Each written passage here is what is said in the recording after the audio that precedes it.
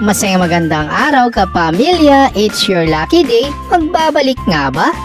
Kapamilya, usap-usapan ngayon sa social media ang posibleng pagbabalik sa telebisyon ng programang It's Your Lucky Day. Ayon kasi sa kumakalat na balita, gusto daw ibalik ito ng isang ABS-CBN executive dahil sa magandang feedback na natanggap ng programa mula sa mga manonood.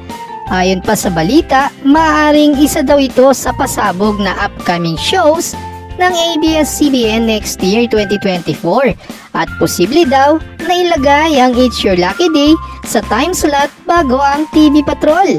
Samantala kapamilya, excited na ba kayo sa mga pangmalakasang performances ng ating It's Showtime family sa Magpasikat 2023 na mag-uumpisa sa Lunes, November 6? Unang magpapasikat ang Team Vong, Jugs and Teddy sa Lunes, November 6.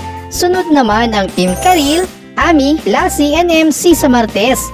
Team Ann, Ryan at Ogie sa Miyerkules. Team Vice Ganda, Jackie at Sian sa Huwebes. At Team Jong, Kim at Ayon sa Biyernes. Abangan natin kapamilya. Anong sa inyo kapamilya?